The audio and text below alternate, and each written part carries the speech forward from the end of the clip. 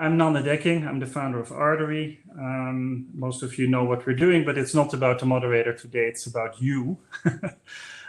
We are actually involved in securing data and very much also in the digital space with a collaboration with Gaddafi and many digital artists, where we create a very unique hash to create scarcity in the digital market, where you can actually say this particular digital artwork is made by me, and there are 10 versions that I consider to be the unique versions, and the rest can be seen by everyone. That's sort of a very short description of what we've been doing. Before we start, and hopefully some other will join, maybe Gizelle, I know you are a New York-based video, digital, and VR artist, but maybe you tell a little bit about yourself. I'm primarily photography, Right. still life, and I have ventured into crypto and crypto art and learning all about so many worlds in there.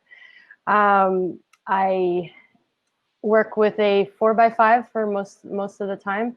I even have a 4x5 that I converted to video, and it's all actual digital capture.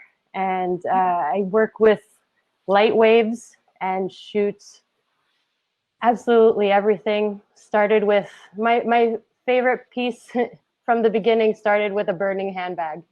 And that brought me into a world of commercial photography that took hold. Everybody started really enjoying the movement inside of a still photograph. And now I've been venturing. I read a book called The Spatial Web, and it blew my mind as opposed, like it just like changed everything I ever thought about the digital realms and digital art. And it had me really search into finding out what crypto, what blockchain, what all these things that are developing, and trying to find out how there could be a world for artists in it. Are you represented and how are you represented with your art? In a traditional gallery, through David, for example, or what kind of representation? I would call myself self-represented, but I do sell a lot of my works through a lot of the crypto art platforms, Super Rare, KnownOrigin, Rarible. I've actually ventured into different blockchains as well, past Ethereum, into Wax and Engine, and seeing where and what, and knowing and just learning all about them. And I went to Rhode Island School of Design, and I learned under a whole bunch of wonderful teachers there. And here I am, New York City. I've been going to galleries. My husband and I, we go to galleries all the time up until COVID, and seeing all artworks in the flesh. I miss that so much, like the textures of the pieces, everything about being in a room with the artwork that the artist touched. I know. I miss it. No, but I totally miss also just to be together, right? What's always nice about these panels is to talk afterwards and share ideas. Thank you, Gizelle. We go definitely back to a lot of what you've just discussed. Christina, Lucrezia Cortez, most Cornez, right? Most Corner. Most of us know you already, I'm sure. You're the managing editor of CoinTelegraph, which is a leading media outlet for cryptocurrency, blockchain, and also fintech. Christina, your specific involvement in what we can call digital art, and specifically for this panel, of course, blockchain and Bitcoin art. Thank you so much, Nanne, for the introduction, and thank you very much for the invite. I'm definitely like a side participant in this panel. My key occupation is journalism, and I'm writing about and managing, editing others' writings about blockchain, crypto, particularly in art as well. But my first MA was actually in classical philology in ancient Greek theater. So I suffered in the first place of having the area of my interest not being digitalized 3,000 years ago. And that is the suffering that I keep bringing with me when I'm working on innovative content. So I'm very much interested into all that is related to the convergence of the traditional art and innovations, blockchain in particular, and very happy to discuss these issues together with you today. Thank you, Kristina. David, very nice to meet you. David is the CEO and co-founder of KnownOrigin, a digital arts platform powered by Ethereum. Welcome to the panel. Thank you for participating. Are you in a car? Yes, it's the only quiet space I can find right now. Oh man, I know all these challenges. Exactly. Yeah. It's remote working. Thank you for participating. Maybe you could tell us about the platform and especially how crypto and blockchain art or art where blockchain is being used fits into your platform. So firstly, thank you for inviting me to this amazing panel. Like you say, I'm David Moore, co-founder of KnownOrigin. So I actually started as a creative. So I studied a thing called creative imaging at university, and then industry is print design through to web design, and then I became immersed in kind of apps and UX, and that's when I met the two other co-founders that were blockchain engineers, and they told me all about this new world of crypto art. Well, before then it was just DR721 standards, and then the light bulb moment was when I realized we could have rarities to digital assets, and I had a whole list of creative digital artists that I knew that would absolutely love this idea that finally we can have digital. Yay. Thank you, Yves. I'll continue. So yeah, finally we can have digital artwork as limited editions, much like traditional artwork. So it was from there, it was like rabbit hole. I read up on the whole scene. I have to shout out Jason Bailey, Art Gnome, for putting out some really early content about what NFTs were and the potential of this space. So fast forward to today, KnownOrigin, we purposely describe ourselves as a rare digital art platform, and we have just over maybe 500 artists on the platform right now, and it's, yeah, the space is really exciting, and we have some incredible talent. And payment is done by cryptocurrency, or at least also by cryptocurrency, no? If I understood correctly. So Say again, my David, connection's not payment great. on your platform can be done with cryptocurrency as well. The whole it's all Right, Ethereum right now. We experimented with a fiat debit card interaction when Nifty Gateway, when they first started, they were an interface into kind of fiat payment, but we pivoted and solely focused on Ethereum. Thank you, David. Yves, must have been nerve-wracking to get into this system. I mean, for me it was as well. I feel so self-conscious when you're actually CEO of a tech company and you can't get into a conference. So thank you so much for logging in and be present here at the panel discussion. We just did a little round of introduction. Well, Yves, you are of course a renowned artist in many media, video, digital, various other medias as well, sculpture, photography. If I may, something really terrible. It's a little bit like saying about Frank Sinatra that he only sang My Way, but you did 89 seconds at Alcazar, a 10-minute take on Diego Velázquez's Las Meninas, which is a very, very important and famous artwork. So I'm very, very proud to meet you, very honored to meet you, I mean, and welcome to the panel. Yves, maybe you give a little bit of an introduction. I mean, there's so much we can discuss, but I think we should really try to focus because we only have 40 minutes. I didn't make up the theme of what we're talking about. The theme is, what is crypto art? A movement, a tool, or a medium? I think we can sit here for 6 days to discuss this. So let's try to narrow it down a little bit. I would love to talk one day with you about all the other stuff you're doing.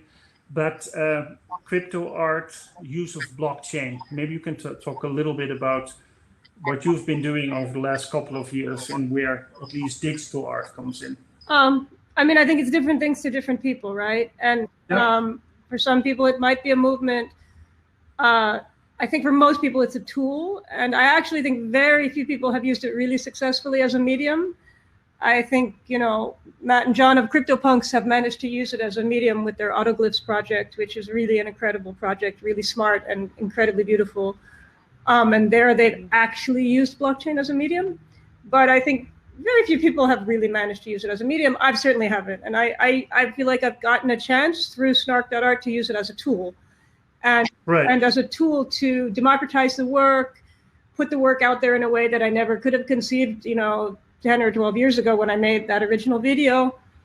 You know, it's all that's sort of an opportunity, right? I mean, I'm not incredibly tech savvy. I'm not necessarily really crypto world savvy. And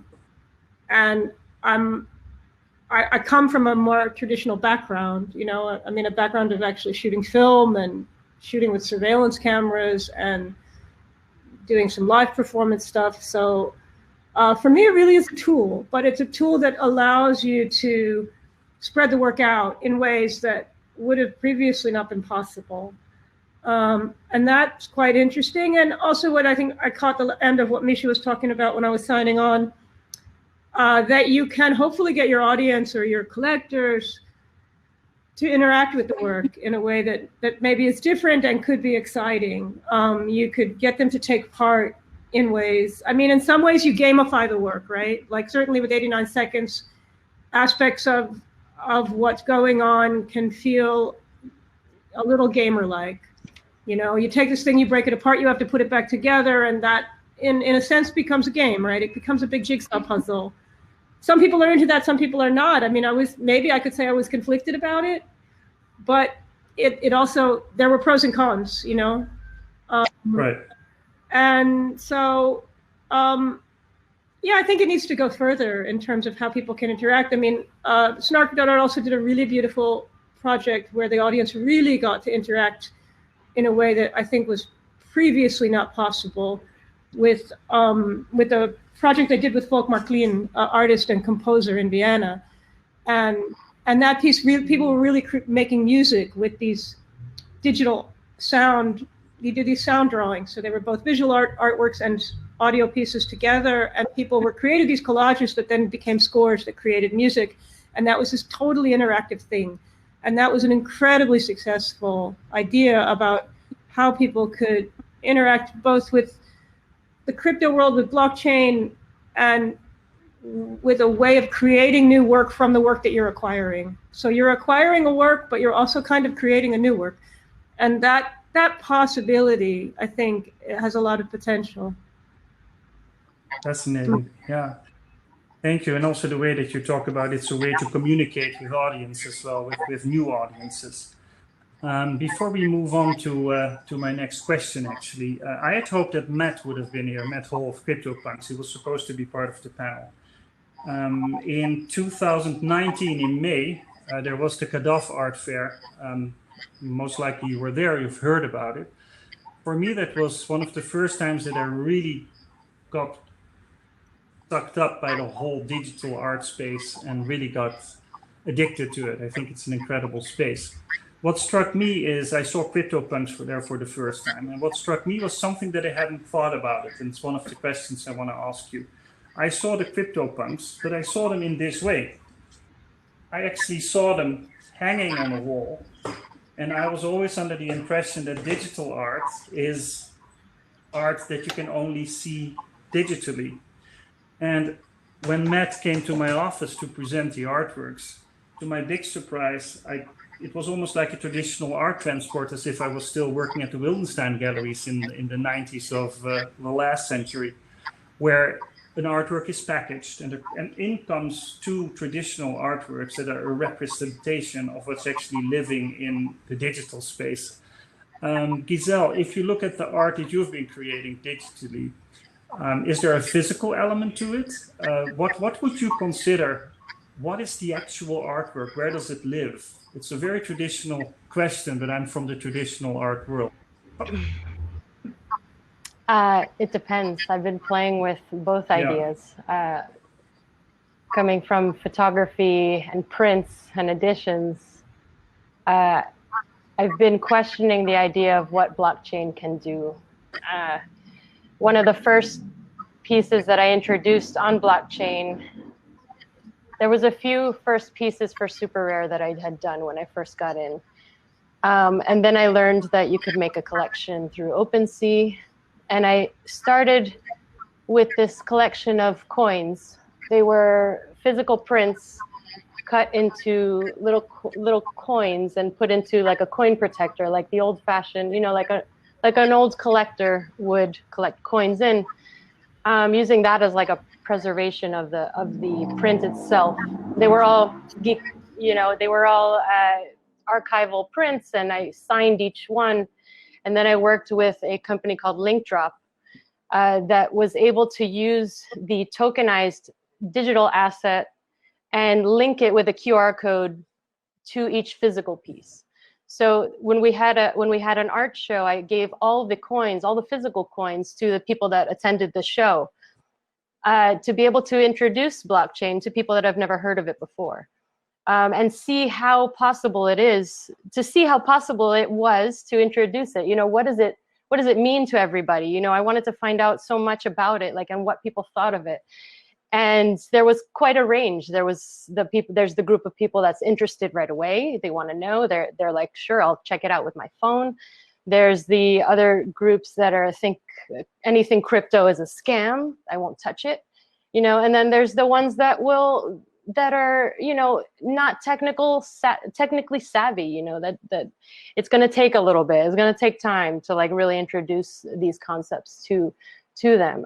But the good thing is that it's still a physical piece of art within it. And all the coins made up one big photograph. Mm-hmm. So all those pieces are now living on blockchain and living in people's homes. And who knows what it will be in the future. And I have now done 2 collections like this. The other collection I gave out at NFT NYC to all the kind of leaders of blockchain that all congregated in one place in Madison Square, Times Square. And it was actually a photograph that I split into slides, like traditional slides. And I gave each little quadrant to all the people attending the event at NFT NYC, because here I was like, okay, now I have an audience that will actually scan the code and put it in their wallets and already have everything set, that already understand blockchain. And that piece was actually a light work photograph that I took of Times Square before that, not knowing that this opportunity was coming about to happen. So it was a beautiful connection between people, between events, between a photograph that I had made, not knowing what its future would be. Interesting. Yes. Kristina, you have most likely the best overview of everything that's happened in the digital space because you write about it a lot.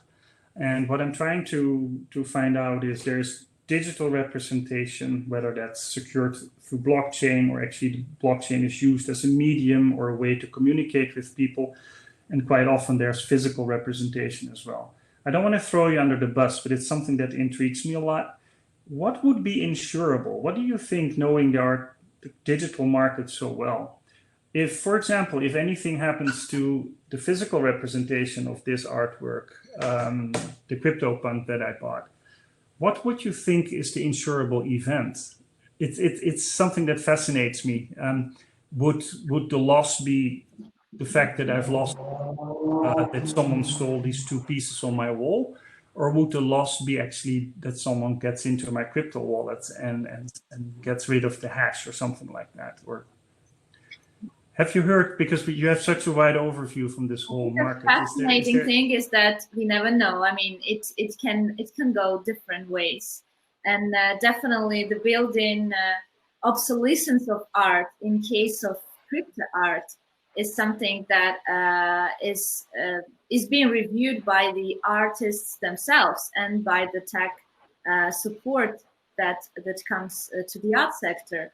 I would like to invite actually you to rethink a bit the concepts that are behind art, technology, and digital art, because what the art was always be able to do is to reconsider, review all the concepts. And what is digital? Digital comes from digitus, that is finger in Latin. Why? Because, well, we were counting numerals with our fingers. So digital from digitus, it's something pertaining to fingers. So that's actually very funny that we all actually now associate digital art with something that we can't touch. But etymologically, it's not. It's the contrary. And the same with technology. What is technology? It comes from techne, that is actually art, skill, something, craft, something that we build up with our hands. So all this linguistic excursus, just to tell you that, in my opinion, technology and art is something that is interchangeable even.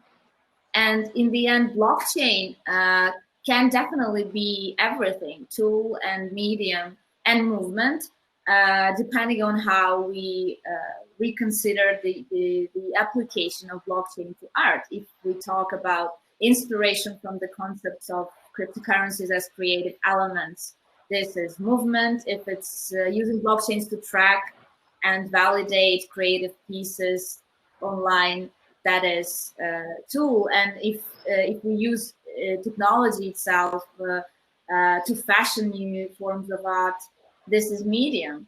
And in order to ensure a piece of art, we definitely need to experiment with convergence of all these three parts of crypto art, using it as a tool, as a medium, as a creative movement. And then see what happens. Then art will tell itself. Right. Eve, do you have any experience with, you've done so many media, so you've been in touch with many insurance companies. Do you have any experience with insuring the art that you've been making through the crypto and blockchain space? No, not really at all. I mean, I guess what is the big concern? Like, where is the damage or the loss that you're imagining? Well, I can imagine if David is selling on his platform an artwork that basically consists of a hash or access to information in the blockchain, and you lose access, for example. Will that be an insurable event? I mean, everybody else can tap into this, but yeah. You're right. You lose your wallet. But you have an idea. I've actually always loved the idea that if you lose access, you lose access, and that the thing is organic in that way, in the same way that one day we will all have lost access to our lives, right? We'll be gone. This token may one day also be gone. I mean, lots of people who've sold tokens online talk about how some percentage of them are missing forever, right? And there's some beauty in that, right? And so the idea of insuring against it, I guess it's a little like a life insurance policy, right? Like, are you the kind of person that takes a life insurance policy, or are you not the kind of person that takes a life insurance policy?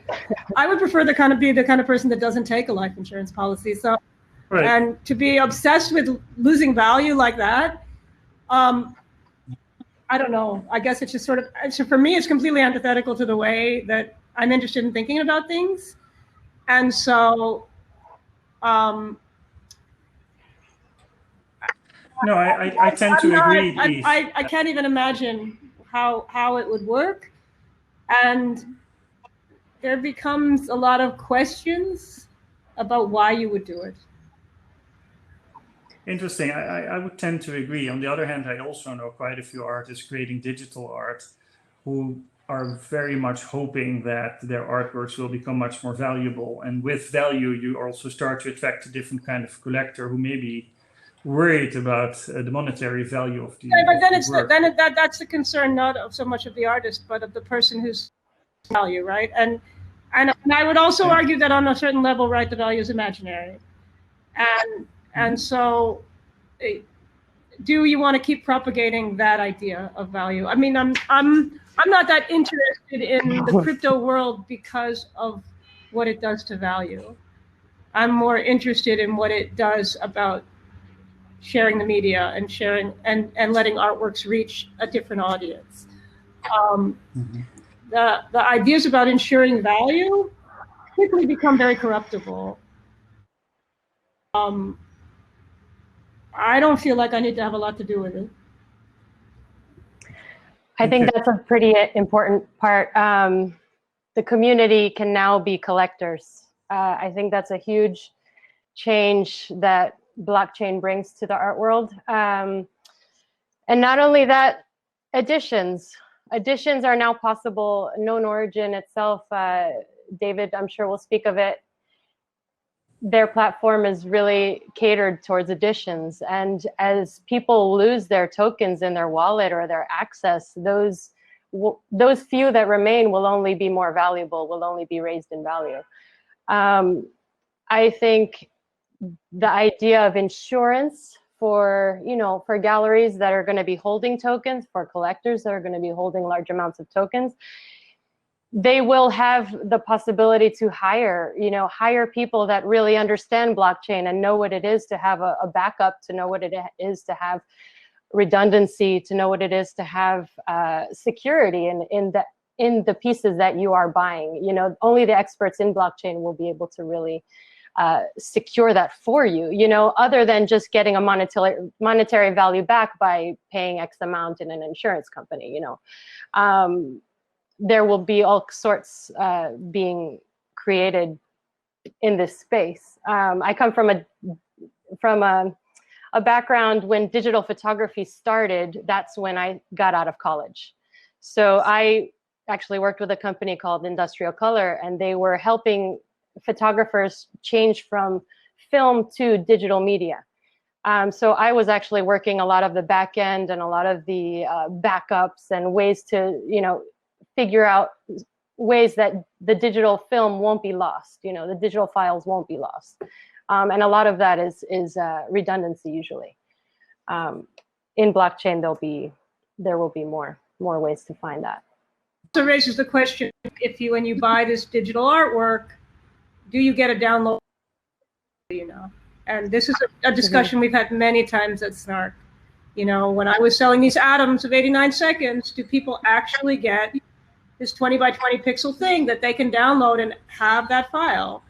And we actually decided not to do that. So they really only have the token that's, then memorialized on the blockchain, but they don't have the pixels on their computer. It doesn't exist as a file that they have. There are other things. I have also bought things.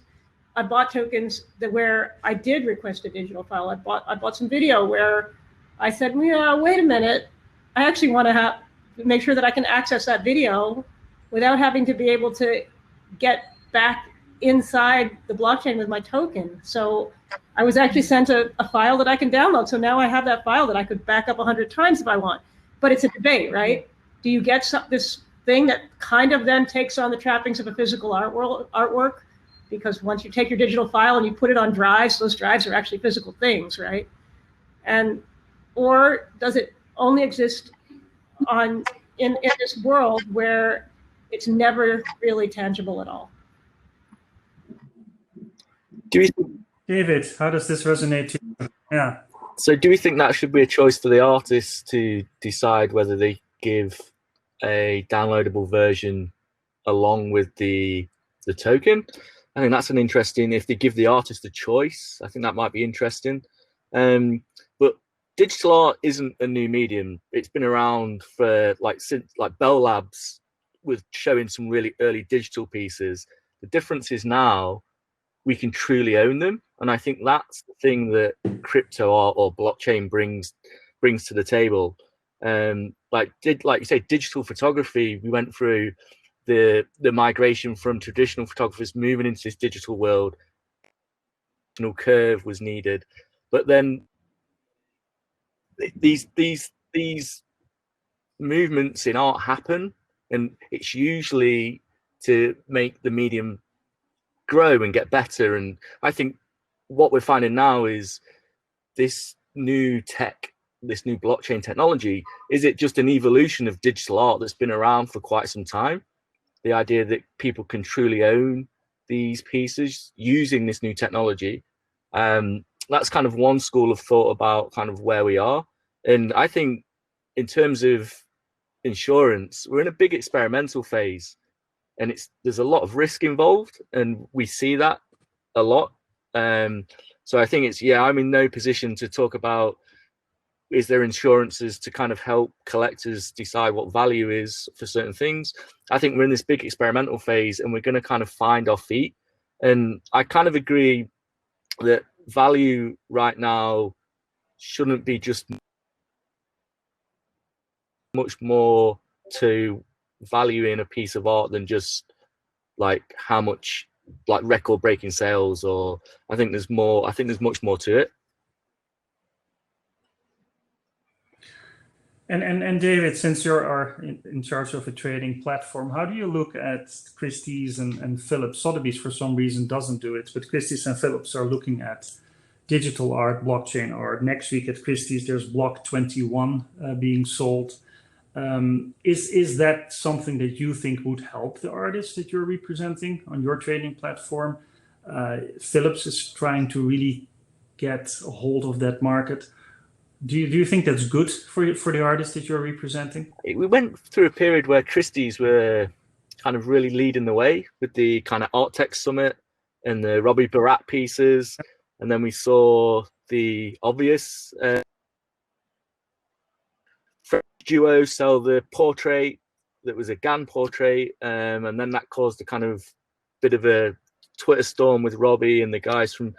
I spent quite a long time trying to work out whether we should be trying to get digital artwork into the traditional art world. And I actually think now we're going to forge our own path, and it's going to be this kind of, it's going to happen in its own time with a community that's like digital natives. And it almost doesn't matter if the traditional art world go with it and accept it. It's going to happen anyway. The thing that traditional art world and Christies and Phillips bring, they'll bring a level of credibility, but they'll also bring traditional expectations. And I think this new movement that I'm seeing, I think it's going to move much quicker than any establishment will be able to kind of keep up with. And KnownOrigin certainly isn't here to challenge the old establishment. We're actually building something for a generation that has a far deeper understanding of digital value than anyone that's in the scene right now. That's so interesting what you're saying, because it's also my observation. I think it's more the loss of the traditional markets not to understand what's happening here than the other way around. Although I see much more curiosity from artists that you are representing, David, in traditional art than the other way around. When Kadaf happened in 2019, I was also the chairman of TEFAF, the most traditional art fair, but one of the biggest art fair in the world, taking place at the Armory on Park Avenue. Many people who were at Kadaf downtown at the digital art fair wanted to go with me to TEFAF. The other way around, I couldn't get any person to come downtown to the Kadaf art fair. It's very interesting. Yeah. Kristina, with your view of the markets and the way you write about the markets, what do you think is the state of the market? And then I don't mean the digital art, more traditional already digital art market, but more the tokenization track and the blockchain track, and more the kind of art that David represents on his platform. What do you feel is happening there? Is it growing the market? Do you feel that there's more interest in it? I like your similarly simple questions that are actually very deep ones, and the same as the insurance and blockchain. Sorry, I'm asking you the more complicated question. Maybe because I know you can answer. Experimental hi, there is my cat if you see him, I'm sorry. The experimenting with blockchain in the insurance sector is happening in all the sectors. And I would agree here with David, the fact that we actually depend so much still on traditional parts of the market in all sense. So even if we have a technology for an insurance startup that isn't reinforcing terms of insurance through smart contracts, we still depend on traditional actors who are experts in art evaluation, who are experts in insurance itself, who are experts in other sectors.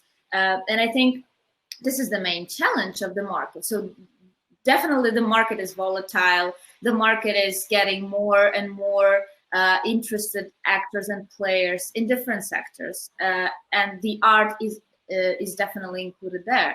But I still feel it more as an experimental stage that is definitely more risky, but it's also much more giving much more liberty to all the actors to play with the technology and to try to collaborate on it. So I think that now this is the best moment to try to experiment through different sectors. And I'm really happy to see that a lot of artists chose the way to experiment with the technology.